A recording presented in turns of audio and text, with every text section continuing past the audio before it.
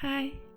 Өнөөдөр 3 сарын 18 Монголынхон бүх эрчүүдэд Монгол цэргийн баярын өдрийн гал халуун мэндийг хүргэе.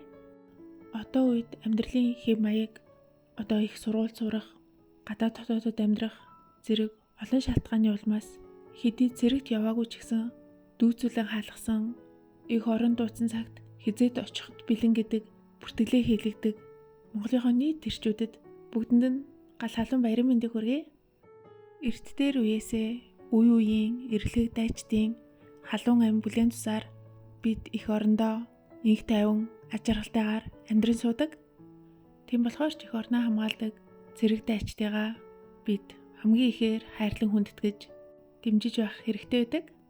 Тиймээс ч эрт цэрэг бүр эрүүл аюулгүй орчинд нэр төртэйгээр цэргийн албаа хаах нь зөвхөн улсад ч гэлтгүй эмэгтэйчүүд бидний хувьд бас санаа тавин дэмжих ёстой үнэт зүйл болдог. Учир нь хүн бүр эрт цэрэг бүр эхийн хөвлөгөөс л төрж байгаа шүү дээ. Бид ч хайртай аав, ах дүү, хань нөхөр, үр хүүхдээ их орны төлөө цэргийн албад мордуулахдаа үнэн читгэлтэйгээр санаа амар дэмжихийг хүсэн шүү дээ. Тэгж юу н багын ойлголттой орч гэх үү? Яг 3 сарын 8-ыг болохоор эмэгтэйчүүдийн баяр, 3 сарын 18-ыг болохоор одоо 8-нд хүүхдээс бэлэг авсан юм чи 18-нд буцааж өөр бэлэг өгнө гэсэн юм. Эрэгтэй эмэгтэйчүүдийн баяр гэдгээр л ойлголттой байсан байна. Тэгээд ахлахаа ингэж ороод юмны учир ойлгохтой болохтой зэрэг 3 сарын 8 бол олон улсын эмэгтэйчүүдийн эрхийг хамгаалах өдөр юм байна. Харин 3 сарын 18 бол цэрэг эрчүүдийн эрхийг хамгаалах өдөр гэж яригддаггүй юм байна. Энэ бол үе үеийн их орныхон төлөө дайтаж өнөөдрийн нутаг усаа бидэнд үлдээсэн эрлэг дайчдын, эрчүүдийн, цэрэг эрсийн алдрыг хүндэтгэж, гавьяаг нь мөнхөлж, бидэнд үлдээсэн өв, дурсгал, инх тайван, эрх чөлөө бүхнийг ойлгон хүндэлж, энэ цаг үеийн цэрэг дайчдыг шагнан алдаршуулж, урамшуулан дэмжих ийм утгатай баяр болохоор цэргийн албаа хааж яваа цэрэг эрчүүдтэй болон их орон дуутахад хизээд бэлэн байдаг бүх эрчүүдтэй баярын мэндийг дахин хүргэе.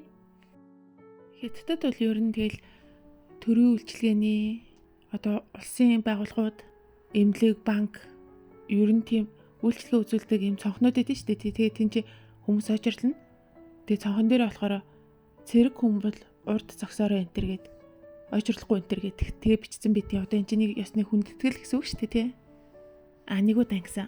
Би яг эмнэлэгт очирлцсан зогсчихсон чи амар урт очир арайж өгч би хүрсэн чи урдуур нэг өвөө ингээл амар дайралцаа.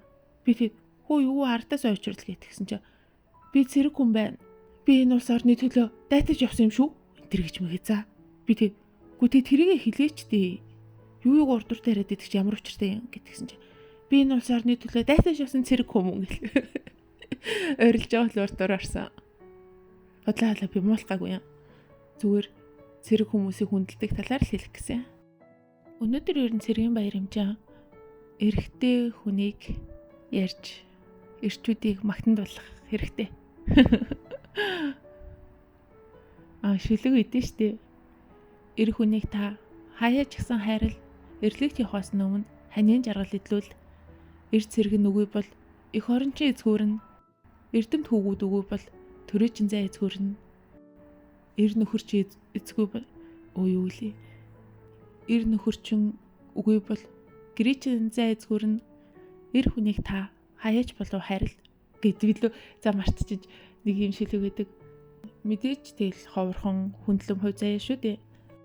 Эрэгтэй хүн чинь тэгэл ер нь байглаасаа эмэгтэй хүнээ бодвол илүү хурдтай, хүчтэй, тийм онцлогтой төрдөг. Тэгээд амьдралд штэ хийж байгаа ажил өөрөөр нь ялцчгүй байгалийн хуультай захирагдаад илүү ялгаа үсгээд идэг.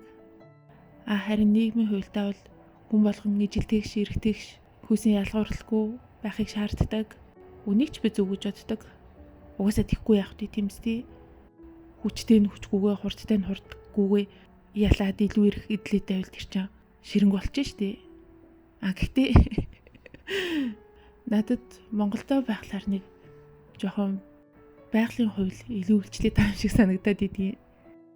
Гэхдээ яг хөө энэ чинь бас яг байгалийн хууль болон нийгмийн хуулийг зохицуулж огт нэг нь ингээд илүү гаргачих болохгүй нарийн ингээд зохицуулах шаардлагатай байдаг гэдгийг бас ер нь ингээд амьдралд өдөр тутмын үйлдэлд тэгэл одоо энэ дэлхийд дахинд болж байгаа хэрэгт ингээд харагдаад байна шүү дээ.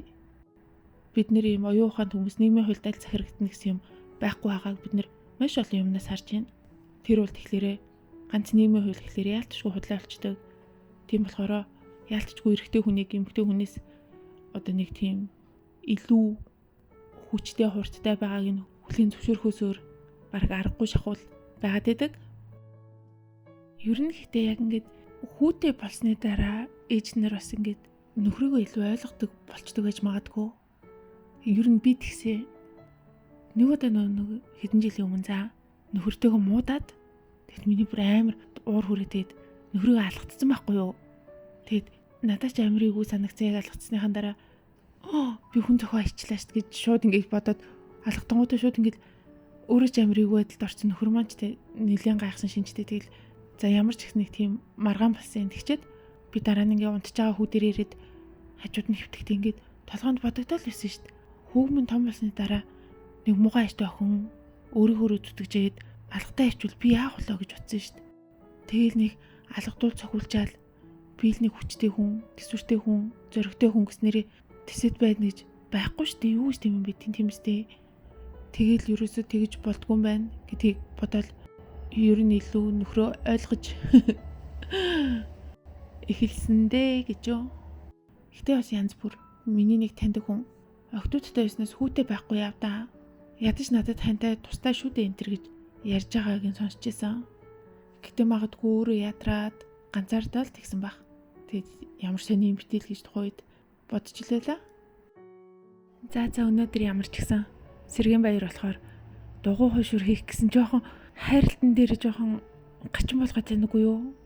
Өнөөрөө зочдтой уг нь гоё ширээ, гоё амттай хол хийх гэж хичээсэн чи хошуурны гурил ихэнх нь цоорчих шиг боллоо яана. Манай нөгөө хайртай багын манайд нөгөө томьёо Тэнжин сургуульд нөхрөөж өгчөөд тэгээд Бээжинд ирчээд Бээжинд нэг хий тоног амарч аялаад тэгжээ Монгол руугаа буцах юм. Тэгэд өнөөдөр бид нэр баяраа хамт тэмдэглэж. За бай.